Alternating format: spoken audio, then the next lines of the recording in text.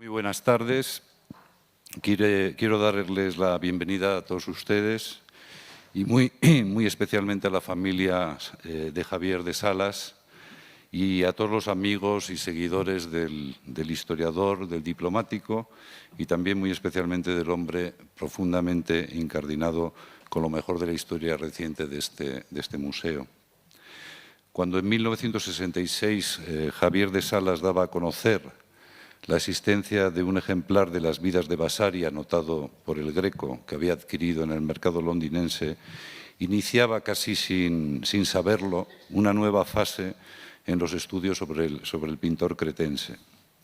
Por primera vez escuchábamos la voz del pintor dialogando con el gran historiador del arte renacentista italiano y podíamos oír sus opiniones, certeras en ocasiones, atrabiliarias en otras, pero siempre relevantes sobre artistas como Correggio, Tintoretto o Miguel Ángel, que marcaron de manera indeleble su formación como pintor.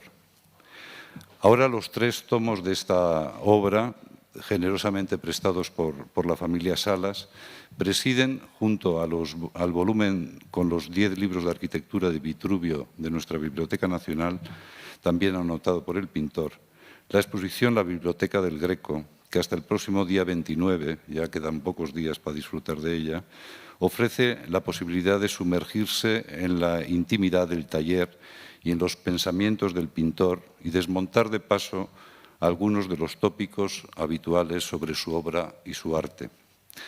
Esta pequeña exposición, comisariada por Javier Docampo y José Riello, nos ha dado muchísimas satisfacciones, entre otras la oportunidad de recordar y homenajear a Javier de Salas. Volviendo al Vasari, el profesor Salas continuó dando a conocer estas notas en años sucesivos al descubrimiento y constituyeron el tema de su discurso de ingreso en la Real Academia de Bellas Artes de San Fernando en 1967, contestado por Francisco Javier Sánchez Cantón con el título Miguel Ángel y el Greco. Por desgracia, no volvería a este tema hasta el mismo año de su inesperada muerte, en 1982, con ocasión del simposio internacional El Greco, Italia y España, que tuvo lugar con motivo de la exposición El Greco de Toledo. Las notas del Greco a la vida de Tiziano de Vasari constituyó, por lo tanto, su postrera aportación al estudio de la marginalia del cretense y al debate que se había abierto desde 1981 con la publicación de las anotaciones escritas por el pintor en el mencionado ejemplar de Vitruvio. El Museo del Prado quiso rendir entonces póstumo tributo a su emérito director con la edición del todavía inédito trabajo en su boletín. El interés de Salas por el Greco venía de antiguo y a él había dedicado su primer artículo, una estampa del Greco, publicado en 1930. Entre sus muchas aportaciones al pintor tenemos que destacar también la correcta interpretación iconográfica de las 2 pequeñas estatuillas que guarda este museo, Epimeteo y Pandora, en 1961. Y es que Javier de Salas fue un hombre de múltiples saberes y variadas vivencias. Formado entre las universidades de Madrid y Barcelona, sus primeros intereses se dirigieron al campo de la literatura medieval, querencia que no abandonaría nunca. Se formó como historiador del arte junto a una figura tan prestigiosa como Julius Schlosser, que le transmitió el interés por la Kunstliteratur y que le permitió introducir en España los postulados de la Escuela de Viena, sin duda la más sólida de las corrientes histórico-artísticas de la Europa del primer tercio del siglo. Su carrera profesional se dividió entre diversas universidades españolas en las que fue catedrático desde 1945, su actividad en la diplomacia cultural, especialmente a través de su larga estancia londinense entre 1946 y 1962, y su trabajo en diferentes museos. En los años 40 había sido nombrado comisario delegado del Museo Nacional de Arte de Cataluña y secretario de la Junta de Museos de Barcelona.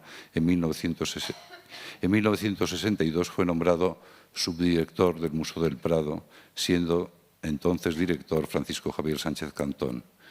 Como contó Gaia Nuño en su siempre apasionada historia de nuestro museo, y cito a Gaya, Salas era el espíritu joven, inquieto y laborioso que faltaba al Prado.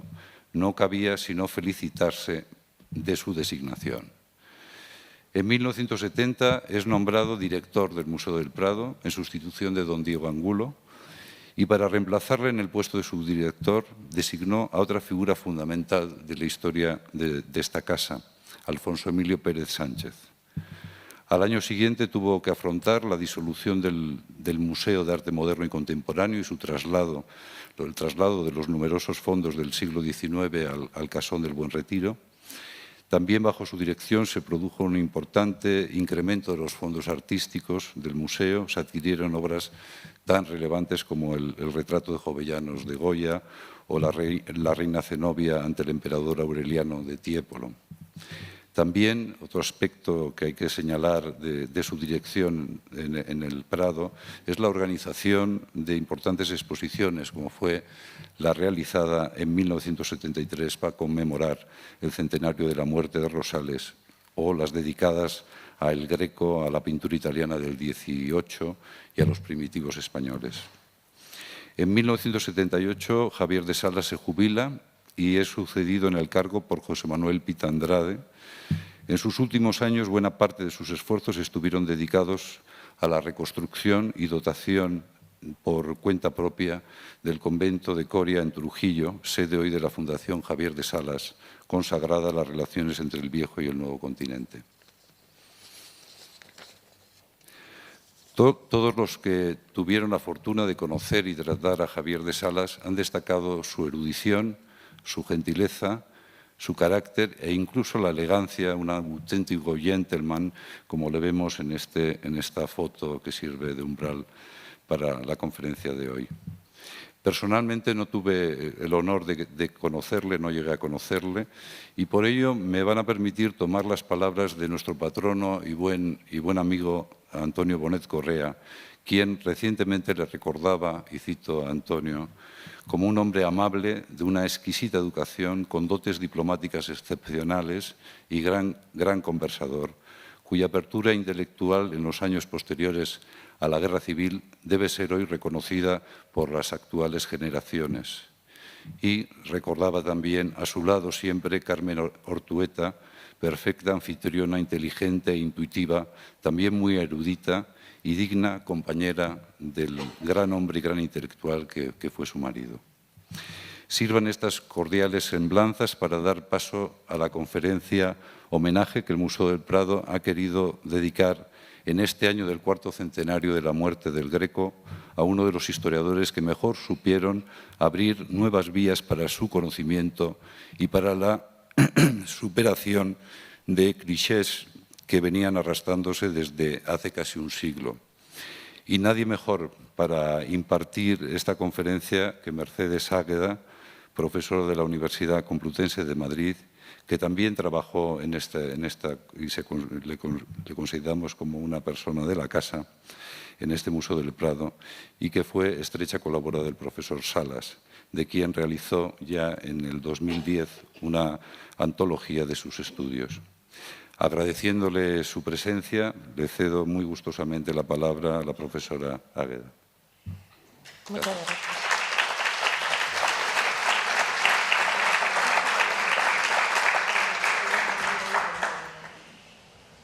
Pues muchas gracias, señor director, familiares de Javier de Salas, señoras y señores.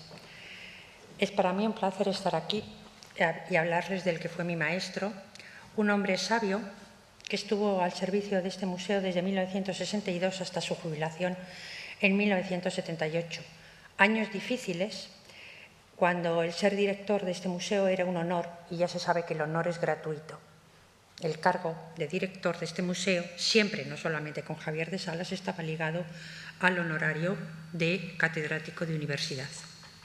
Por tanto, digamos, eran unos tiempos difíciles. Cuando Javier Ocampo, jefe del área de Biblioteca, Archivo y Documentación de este museo y comisario junto con José Riello de la exposición La Biblioteca del Greco, me propuso hablar de la trayectoria investigadora de Javier de Salas y sus estudios sobre el Greco, estuve pensando durante un tiempo mi participación en este ciclo de conferencias porque están inscritas dentro de una celebración del centenario del Greco, porque yo no soy especialista en Greco. En primer lugar, tenía mucho respeto, el recuerdo del que fue mi profesor y maestro, pero sobre todo por la evocación que suponía traer a la memoria tantas conversaciones en la facultad, en el museo y desde luego en su casa, y de muchos temas, incluso también del Greco. En segundo lugar, como no me parecía que yo fuese la persona más indicada para hablar del Greco, cuando tantos compañeros, mucho más especializados que yo, se han dedicado ya al tema durante este año de celebraciones. Bueno, pues fue uno de sus hijos, Jaime, el que me convenció sobre la necesidad de dar a conocer su figura y sus intervenciones en este museo, así como poder hablar de su actividad investigadora. Así pues, intentaré darles una semblanza de lo que fue una vida dedicada a la historia del arte, intentando trasladarles que Javier de Salas fue sobre todo un hombre prudente y abierto a cualquier tema, artístico o de cualquier otro tipo.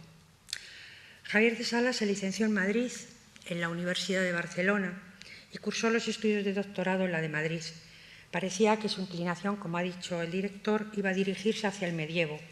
De hecho, sus primeras publicaciones fueron investigaciones sobre crónicas de arte medieval de la corona crónicas y arte medieval de la Corona de Aragón. Y algunos de sus mejores amigos y colegas que tuve el placer que me presentase eran medievalistas, como Joanino de Lasarte, Martín de Riquer o Miguel Batllori.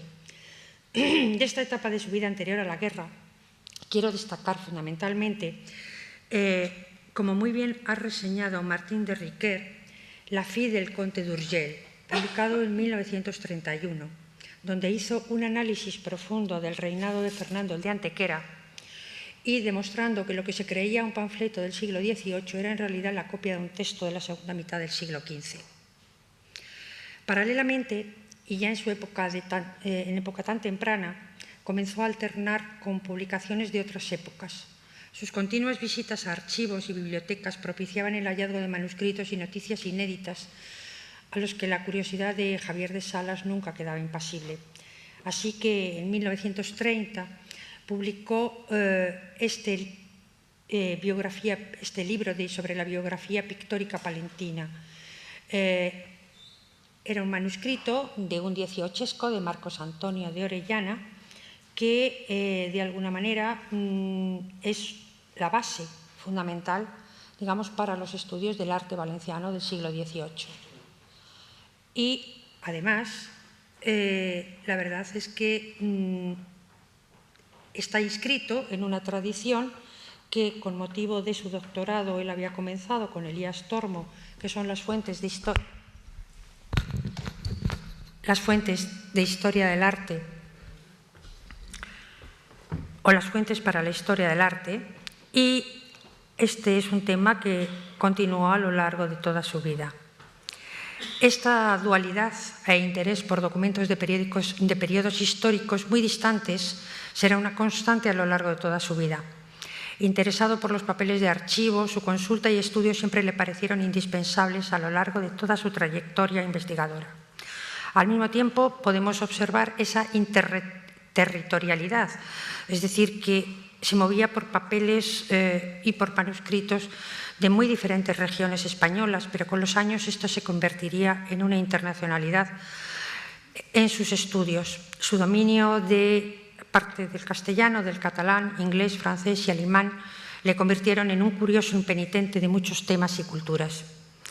Estos y otros escritos fundamentalmente dedicados a la Edad Media le hicieron valedor de la plaza de profesor auxiliar de la Universidad de Barcelona en la disciplina de Historia Medieval durante los años del curso del 34 al 35. Pero la guerra interrumpió su carrera de medievalista, que ya no volvería a reanudar, dirigiendo sus investigaciones hacia otras épocas, aunque su pasión y conocimiento del arte medieval siempre perduró. Acabada la guerra, fue nombrado comisario del Museo de Arte de Cataluña, que entonces estaba situado en el Parque de la Ciudadela, y un nuevo abanico de posibilidades investigadoras se le abrieron al contacto con la pintura catalana del siglo XIX. Este tipo de temas continuó toda su vida, publicando artículos sobre Martí Alsina, Fortuny y otros artistas de aquella época. Seguramente, la aparente calma después de la tormenta civil le llevó a traducir una selección de poemas de Mallarmé, cuyo conocimiento seguro que será una sorpresa para todos ustedes, como lo fue para mí. Jamás me comentó su existencia, aunque tuvimos conversaciones sobre la literatura francesa de finales del siglo XIX. En su prólogo demuestra el conocimiento que tenía de la poesía simbolista y su preocupación por dar a la traducción el ritmo que esta poesía muestra en su original francés. En 1945 obtuvo la cátedra de Historia del Arte de la Universidad de Barcelona, pero al año siguiente le encargaron la creación y más tarde la dirección del Instituto de España en Londres, y al año siguiente, en el 47, fue nombrado agregado cultural de la Embajada Española. Allí promocionó el intercambio intelectual sobre temas culturales españoles y el arte fue su primera apuesta, como lo demostró apoyando la realización de numerosas exposiciones de temas muy variados. Todavía quedan muchos diplomáticos, principalmente diplomáticos, que recuerdan las veladas culturales que allí realizaban él y su esposa Carmen. No hace falta recordarles los tiempos difíciles de los que les estoy hablando. Siguiendo una costumbre que practicaba ya en Barcelona, en Londres se acostumbró a visitar viejas librerías y a pasar por tiendas de antigüedades. Estas costumbres continuaron a su regreso a España, porque no sé si saben ustedes, y permítanme contarles algo que le oí muchas veces hablar de ello, y es que muchos marcos antiguos de este museo fueron comprados por Javier de Salas en Anticuarios de Madrid y sobre todo en el Rastro, que visitaba frecuentemente, para después adaptarles a un determinado cuadro. ¿Cuántas veces le oí decir, he encontrado en el Rastro un marco del 17 o del 18 que conviene a determinado cuadro? Y de ello dan fe las facturas que se conservan en el registro de este museo. Buscaba la autenticidad en la presentación de las obras, y no solo con los marcos, también huía de la estridencia de los colores en los muros. Una de sus frases favoritas, y algunas personas que están aquí se la han oído decir muchas veces, cuando montaba una sala era, quiero un color ala de mosca. Y yo me preguntaba, ¿pero de qué color es el ala de una mosca? No importa el color, solo sirven para que estos insectos puedan volar. Así, el color de los muros solo debe potenciar el valor de las obras, no cobrar importancia. A pesar de sus múltiples ocupaciones diplomáticas y sociales, nunca dejó ni sus investigaciones ni su relación con España, y así lo atestiguan sus numerosas publicaciones de estos años londinenses. Sirvan como ejemplo las crónicas que sistemáticamente enviaba a la revista Goya, dando cuenta de los acontecimientos artísticos de la ciudad de Londres. Su regreso definitivo tuvo lugar en 1961-62 y en 1965 tomó posesión de la Cátedra de Historia del Arte Moderno y Contemporáneo, y es en este momento cuando los alumnos de la especialidad recién creada de Historia del Arte tomamos contacto con él en el 5º año de la carrera en una asignatura que se llamaba, que ya no existe tal así, Arte del siglo XIX y XX. Y más tarde en los cursos de doctorado que impartió y que muchos seguimos sobre museografía, el Greco y Goya. Muchos de nosotros asistimos con sorpresa al descubrimiento del siglo XIX. Recuerden ustedes que estamos hablando de 40 años atrás y comprendimos que el siglo XIX europeo no era solo el impresionismo. ¿Quién de nosotros entonces había oído hablar de Friedrich Fischli o la pintura Biedermeier? Nadie. El aislamiento y la falta de contacto con las corrientes historiográficas europeas modernas nos había reducido a un ensimismamiento sobre nuestro arte. Por ello, aquellas clases nos abrieron muchas puertas para la investigación.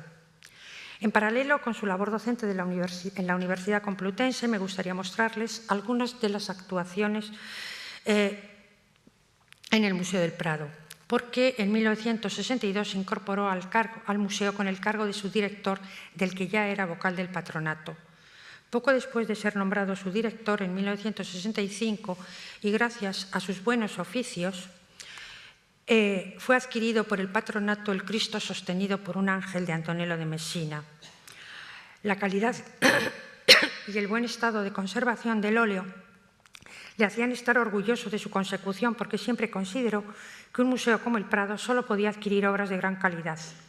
Más tarde, en 1969, también ingresaba en el museo el retablo de San Cristóbal como donativo de José Álvarez Fisa, vocal del patronato del museo, generoso donante y fallecido cuando se estaba terminando de redactar esta conferencia. Desde 1970 hasta su jubilación en el 78 fue director de este museo. Durante este tiempo fueron muchas las obras ingresadas en el museo gracias a su gestión, primero en calidad de donativos, porque siempre consideró la necesidad de estar muy relacionado con los coleccionistas. Entre estas donaciones se encuentran la vocación de Santa Catalina de Pedro Romana o el retrato de Florida Blanca y el cardenal Luis María de Borbón, entonces atribuido a Goya, y la cabeza de venado de Velázquez. Los tres fueron donativo en usufructo del marqués de Casatorres y a su fallecimiento ya son propiedad del Prado. Al mismo tiempo, en el 76, un año después, ingresaban 3 litografías de Goya como legado de un especialista de Goya, pero al mismo tiempo amigo de sus años londinenses, Thomas Harris.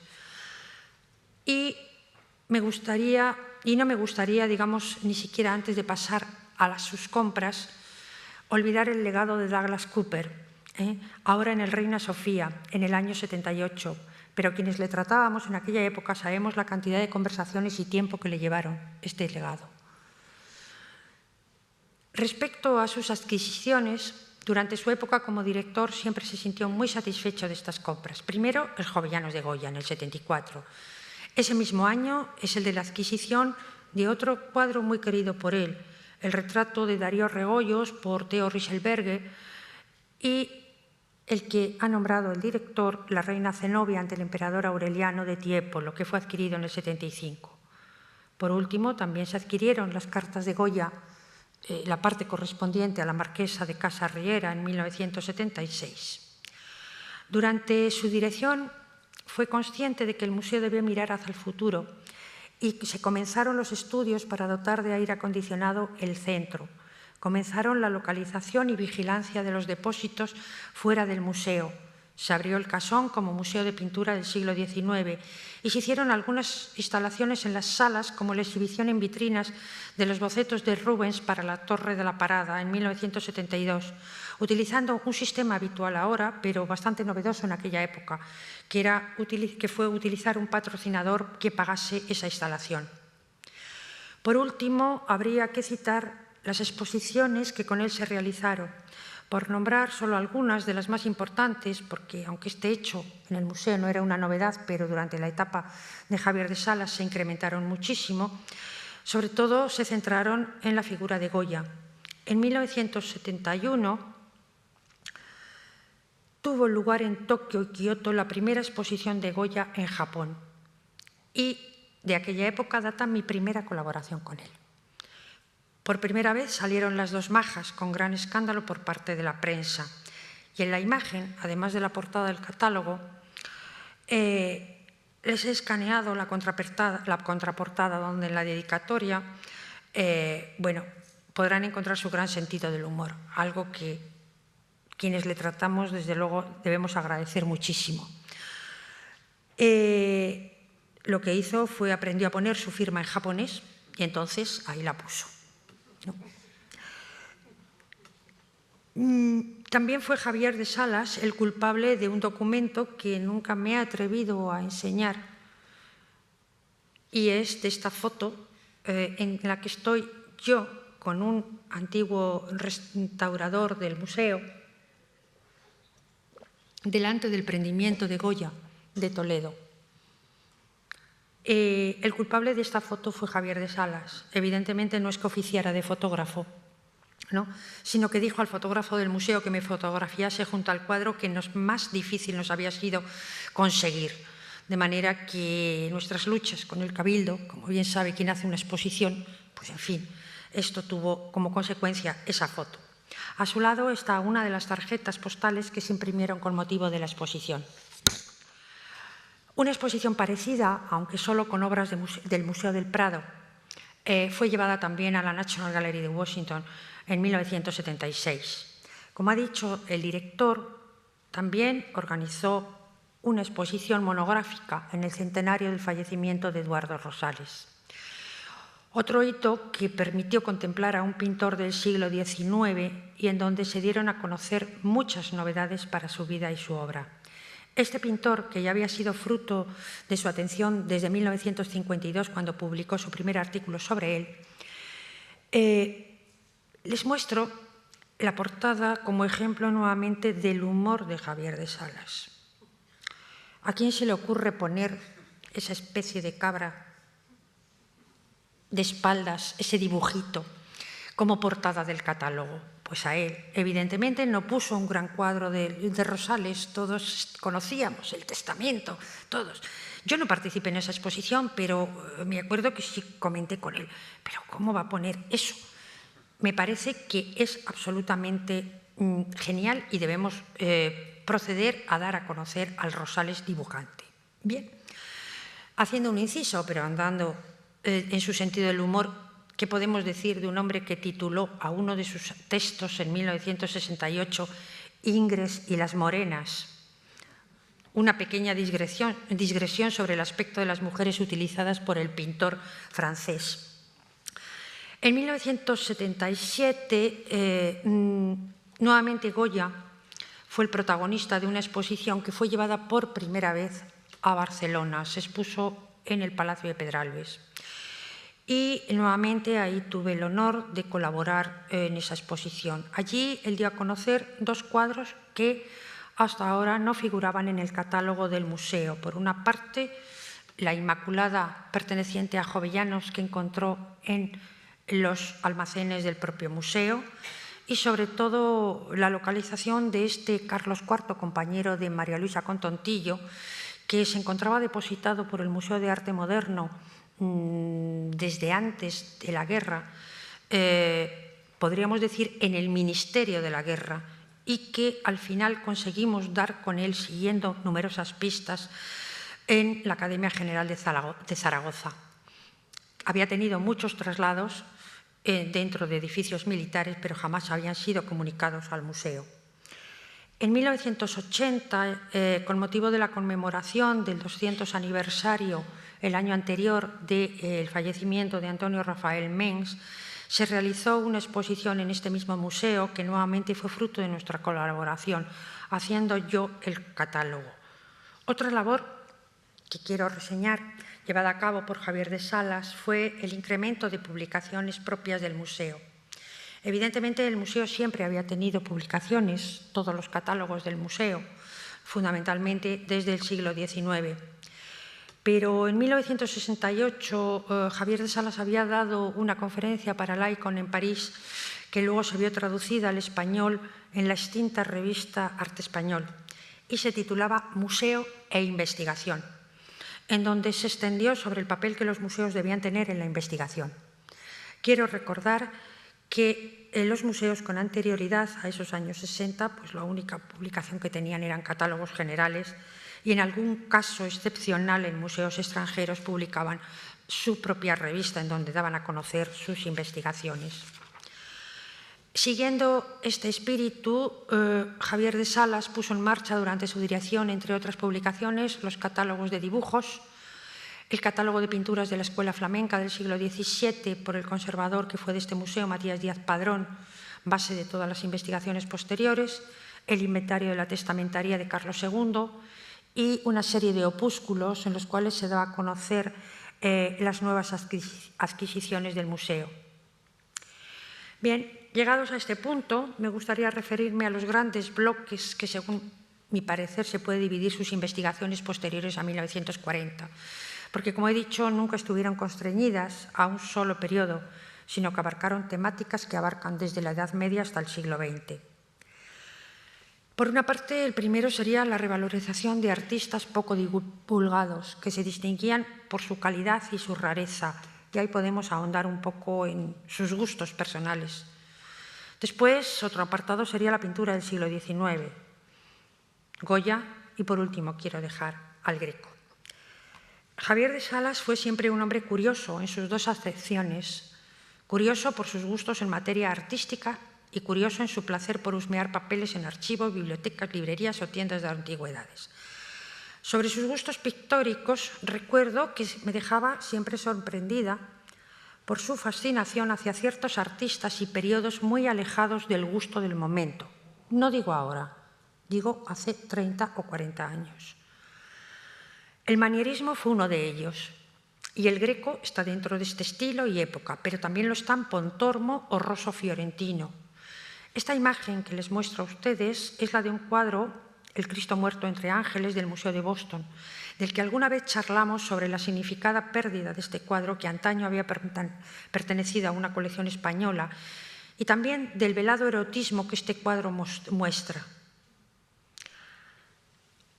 Otro peculiar gusto, pero siempre dentro del manierismo, evidentemente fue el Bosco. El Bosco fue el tema que versó su discurso de ingreso en la Real Academia de Buenas Letras de Barcelona en 1943.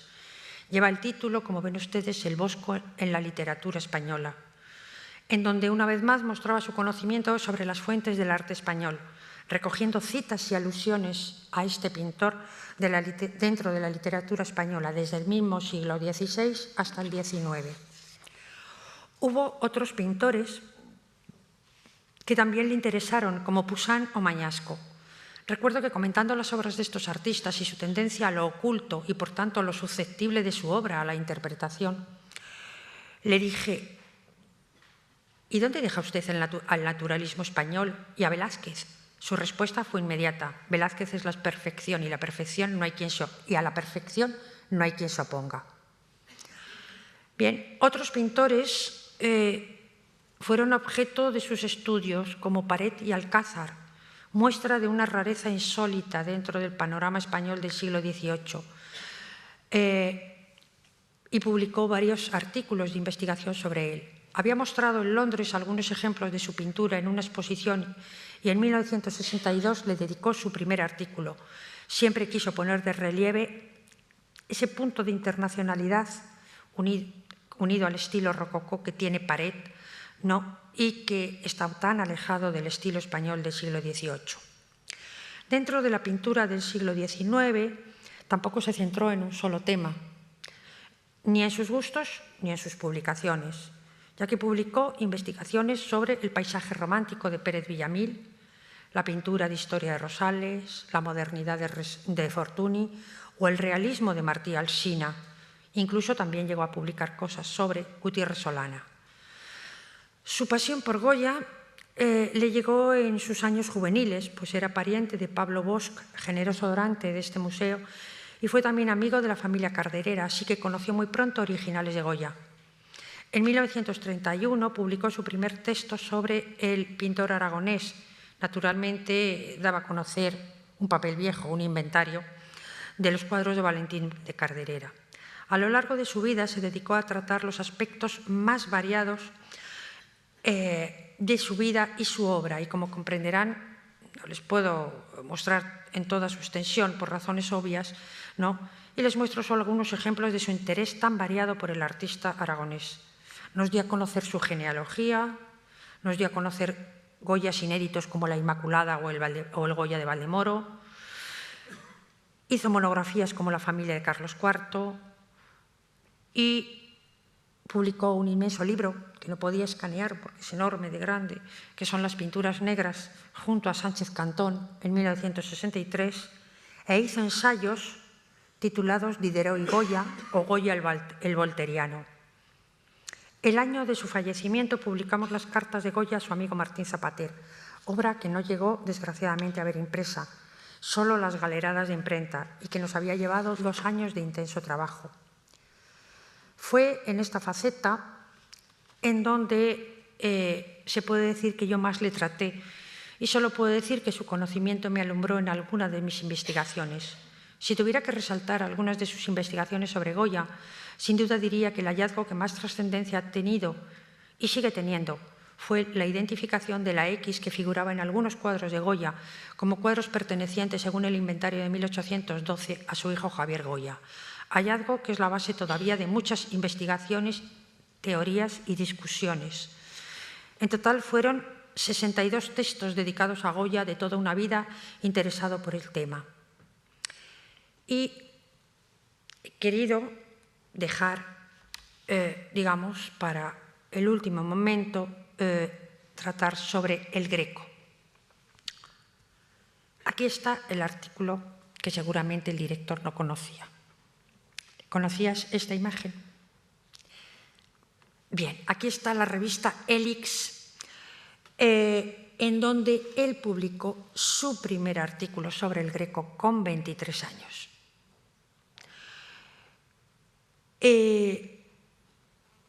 Está dedicado a un grabado, una estampa, sobre la adoración de los pastores del Candiota que en la actualidad se conserva en el MENAC, ¿no? En aquel momento no estaba, ¿no? Y fue publicado en la revista Helix en 1930. Esta estampa estaba firmada por el grabador Diego de Astor en 1605 y en el texto se pone en relación con las estampas y cobres que aparecían en los inventarios del Greco y su hijo, publicados por San Román a principios del siglo.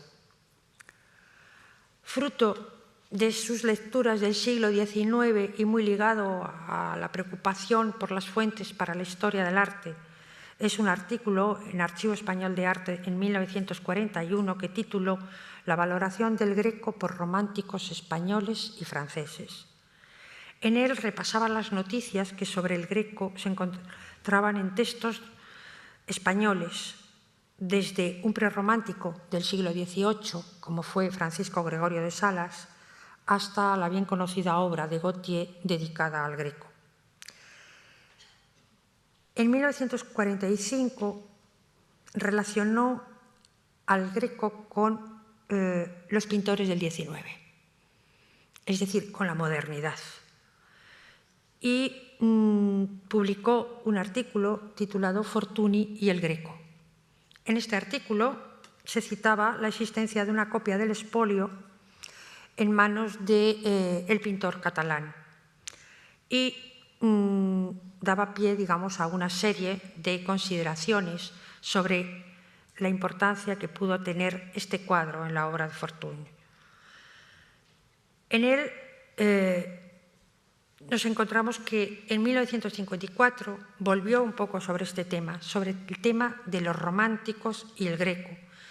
Y nos hablaba, por otra parte, de las copias que un pintor español del siglo XIX, José Aparicio, había realizado para sustituir los cuadros desaparecidos en los retablos con motivo de la desamortización y de compras que se hicieron a muchos conventos de Toledo. En concreto, les recuerdo a ustedes, por ejemplo, la Asunción de Chicago, que estaba en la colección del infante don Sebastián Gabriel y que José Aparicio, hizo la copia que se conserva hoy en el retablo. En 1961 identificó las pequeñas esculturas de las que hablaba el director como Epimeteo y Pandora. Entonces se encontraban en propiedad privada y estaban consideradas como Adán y Eva.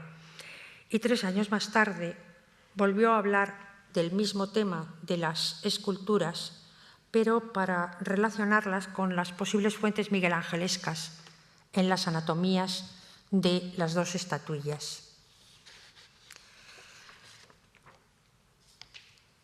Cuando el director ha dicho que en 1966 dio a conocer sus notas, quiero trasladarles a ustedes algo que a mí siempre me llamó la atención de Javier de Salas, porque en una publicación aparentemente intrascendente y divulgativa, como es esta, de 1966, dedicada a Vicente Masip, el Greco, Van Dyck y Goya, introdujo la existencia del libro de Vasari anotado por el Greco, que ustedes tienen en la exposición. Había sido comprado en sus años londinenses y en noticia dada en 1997 por su amigo Brisley Ford, supimos que fue comprado, y cito palabras textuales, a un librero de Charing Cross que frecuentaba. Es lo que sabemos. Como hay muchos, como comprenderán ustedes, es difícil imaginar en cuál de ellos sería. Según palabras textuales de Brisley Ford, estaba muy orgulloso de esta compra, todavía sin saber, cuando lo compró evidentemente, o sin atreverse a pensarlo, digamos que fuese del Greco las anotaciones. Bien, pues volviendo un poco a este pequeño librito, y es que Javier de Salas era así, En un pequeño libro podíamos encontrar una noticia importante, inédita para la investigación. No necesitaba acudir, digamos, al Burlington Magazine o a la Gazette de Beaux-Arts de París, porque la verdad es que tenía las puertas abiertas y, de hecho, publicó en estas dos revistas artículos suyos, pero lanzaba la bomba siempre en lugares verdaderamente sorprendentes. Al año siguiente amplió la noticia en la añorada y desaparecida revista Gazette de Beaux-Arts, es decir, que, y ahí les pongo, digamos, la portada del libro de Vasari. En 1967 tuvo lugar su ingreso en la Academia de Bellas Artes de San Fernando y su discurso de recepción fue Miguel Ángel y el Greco. Allí no solamente nos daba también nuevas noticias sobre este libro y sus anotaciones, pero además, digamos, nos habló de todo lo que se sabía en ese momento sobre, digamos, los débitos y puntos en contacto que el pintor tenía con Miguel Ángel, adquiridos, está a la izquierda, el discurso de recepción, durante su estancia romana. De mis conversaciones con él sobre el tema, digamos, del Vasari, como comprenderán ustedes, no fueron excesivas, comparadas con las de Goya, por ejemplo. Claro. Recuerdo algo que sí que me comentó, que en un principio tuvo sus dudas sobre la atribución al Greco de las anotaciones. Aunque siempre estuvo seguro de que las anotaciones debían ser un pintor italiano o italianizante residente en España, por la mezcla de palabras en los dos idiomas,